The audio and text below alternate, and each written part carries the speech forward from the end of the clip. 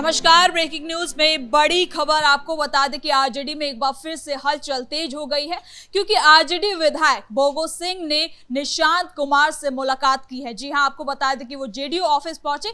यहां पर आयोजित जनता दरबार के दौरान उन्होंने निशांत कुमार से मुलाकात की और अपनी समस्याओं को रखा। उन्होंने कहा कि उनके इलाके में स्वास्थ्य सेवाओं को लेकर समस्या है, जिसको लेकर उन्होंने निशांत कुमार से मुलाकात की है। लेकिन इस मुलाकात को सामान्य नहीं माना जा रहा है और कई सवाल खड़े हो रहे हैं कि क्या एक बार फिर से बोगो सिंह जेडीयू में शामिल हो सकते हैं, क्योंकि वो जेडीयू से ही आरजेडी में आए थे। तो ऐसे में अटकलें और ज्यादा तेज हो गई हैं। तो इसी पे ज्यादा अपडेट के साथ मेरे साथ मौजूद है मेरे सहयोगी हर्ष भारद्वाज।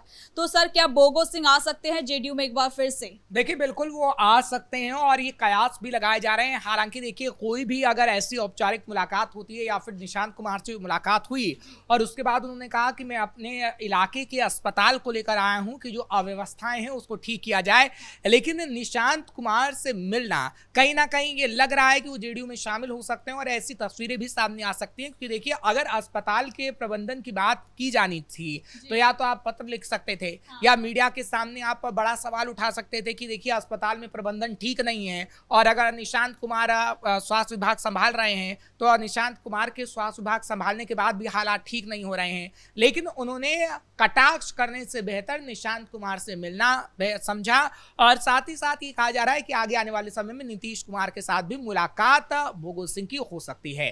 फिलहाल ऐसा होगा या नहीं होगा ये तो वक्त ही बता पाएगा, लेकिन कयास जरूर लगाए जा रहे हैं क्योंकि निशांत से मुलाकात के बाद अब ये कहा जा रहा है कि कुछ ही दिनों में वो जेडीयू में शामिल हो सकते हैं। लेकिन उससे पहले एक नीतीश कुमार से मीटिंग होगी और उसके बाद ही वो जेडीयू में शामिल होंगे। क्योंकि देखिए, ये दावा कई दिनों से किया जा रहा है।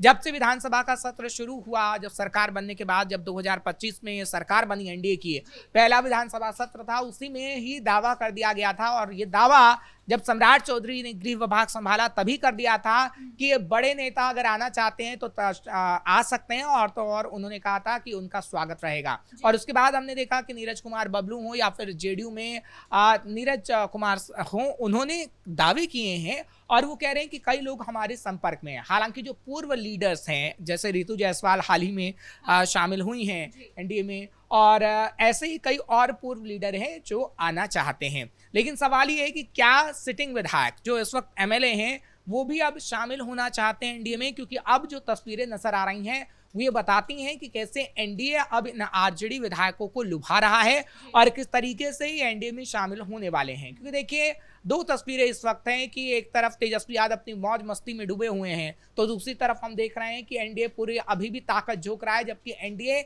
सरकार में है। देखिए, खूबी यही है बीजेपी की, खूबी यही है एनडीए की। बीजेपी क्या करती है कि अगर वो जीत भी गई, पूर्ण बहुमत से भी जीत गई, तो वो कोशिश नहीं छोड़ती है और वो मेहनत करती रहती है।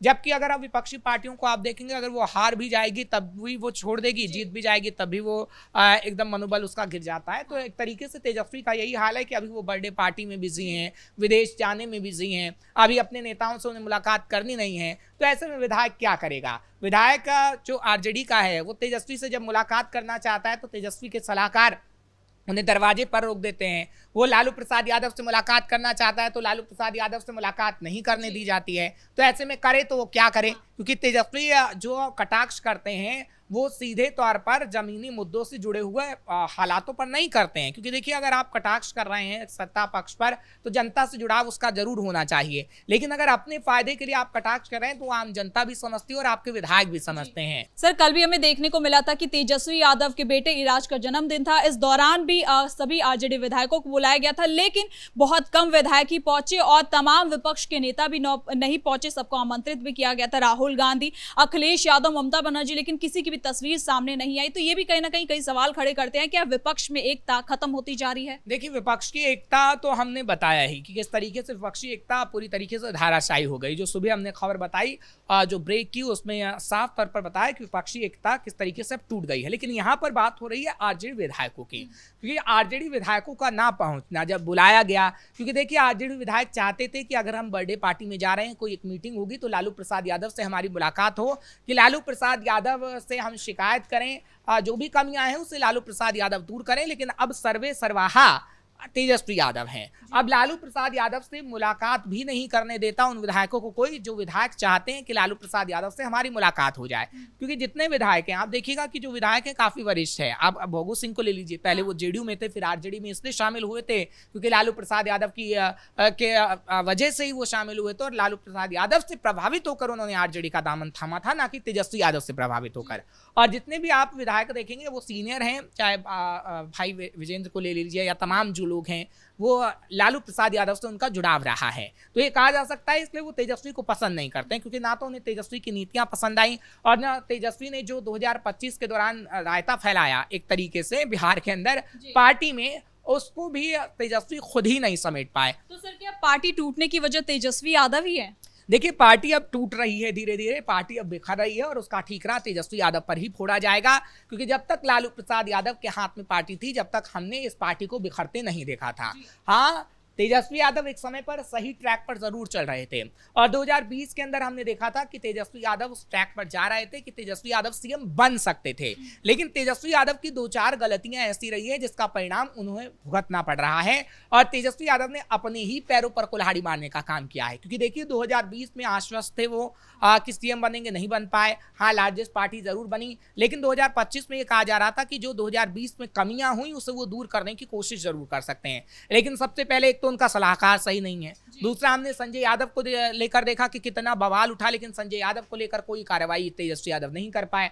तीसरा, जिस पर वो सवाल उठाते हैं कि भैया अच्छी सड़कें नहीं है, फ्लाईओवर नहीं है, वहां पर जाकर वो चुनाव में डांस करते हुए नजर आते हैं और कहते हैं कि भैया सरकार ने काम ही नहीं किया है। तो आप सरकार की नीतियों की तो बात करते हैं, लेकिन जहां पर आप डांस कर रहे हैं या जहां पर आप तस्वीर पेश कर रहे हैं, वहां पर गवर्नमेंट ने ही काम किया, उस गवर्नमेंट ने जिसके खिलाफ आप आवाज उठा रहे हैं। तो आपकी 3-4 गलतियां ऐसी रही हैं। देखिए, सबसे बड़ी गलती उम्मीदवारों के चयन को लेकर भी थी कि जमीनी कार्यकर्ताओं को आपने तवज्जो नहीं दी, और उन कार्यकर्ताओं को तवज्जो दे दी जिनके जेब में करोड़ों रुपया था, और रुपया पाने के लिए आपने जो रणनीति इस्तेमाल की वो कहीं ना कहीं आपकी कामयाब नहीं हो पाई है। इसलिए कहा जा सकता है कि तेजस्वी ने ऐसी गलतियां की हैं जिसका परिणाम तेजस्वी यादव को आज के दौर में भुगतना पड़ रहा है। आगे आने वाले समय में तेजस्वी यादव को और भी परिणाम भुगतना पड़ेगा, क्योंकि अभी ये कहा जा रहा है कि आरजेडी को लेकर ना तो कोई एक बड़ी बैटिंग होने वाली है, क्योंकि हाँ, बर्थडे पार्टी में जरूर विधायकों को बुलाया गया था, लेकिन विधायक इसलिए नहीं पहुंचे। जो सूत्रों के हवाले से खबर मिली कि लालू प्रसाद यादव से वो मिलना चाहते थे, लेकिन लालू प्रसाद यादव से उनकी कोई मुलाकात नहीं हो सकती। ऐसा कहा गया था कि बर्थडे में आइए,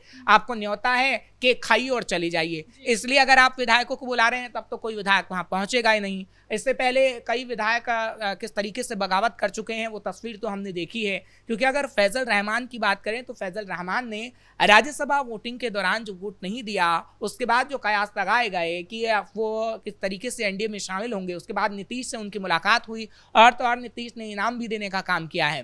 तो ये कहा जा सकता है कि फैजल रहमान जैसे कई और विधायक हैं जो नहीं चाहते हैं तेजस्वी का साथ, वो नहीं चाहते हैं कि तेजस्वी पार्टी को संभाले, वो नहीं चाहते हैं कि तेजस्वी यादव का नेतृत्व वो स्वीकार करें, लेकिन उन्हें जबरदस्ती स्वीकार करना पड़ रहा है क्योंकि लालू प्रसाद यादव ने तेजस्वी को पूरा कार्यभार सौंपा है। सर, आरजेडी तो बिखर रही है, लेकिन कहीं ना कहीं एनडीए इस वक्त काफी ज्यादा मजबूत नजर आ रही है। अगर नीतीश कुमार की बात करें, हालांकि उन्होंने मुख्यमंत्री का पद तो छोड़ दिया है, लेकिन अभी भी वो काफी ज्यादा एक्टिव नजर आ रहे हैं।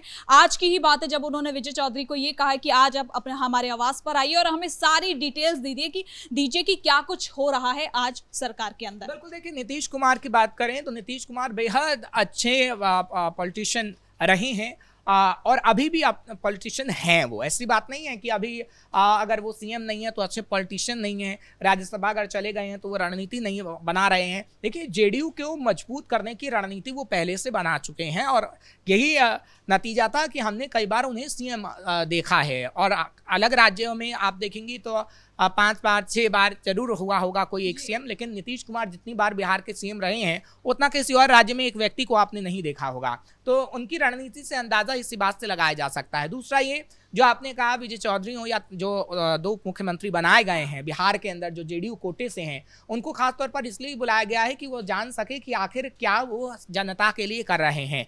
क्योंकि आपने जो यात्राएं नीतीश कुमार की देखी हैं 2005 से हालांकि उससे पहले भी कई ऐसी यात्राएं निकाली गई हैं नीतीश कुमार की तरफ से कि जनता से जुड़ाव रखा जा सके।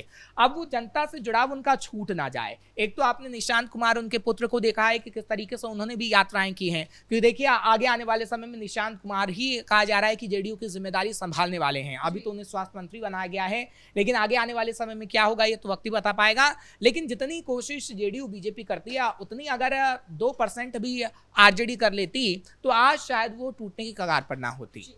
बहुत बहुत धन्यवाद सर इन तमाम जानकारी के लिए। तो कुल मिलाकर आपको बता दें कि आरजेडी एक बार फिर से बिखरती नजर आ रही है। आरजेडी विधायक बोगो सिंह ने निशांत कुमार से मुलाकात की है, जिसके बाद हलचल और ज्यादा तेज हो गई है। तो फिलहाल के लिए ब्रेकिंग न्यूज में इतना ही। देखते रहिए कैपिटल टीवी बिहार।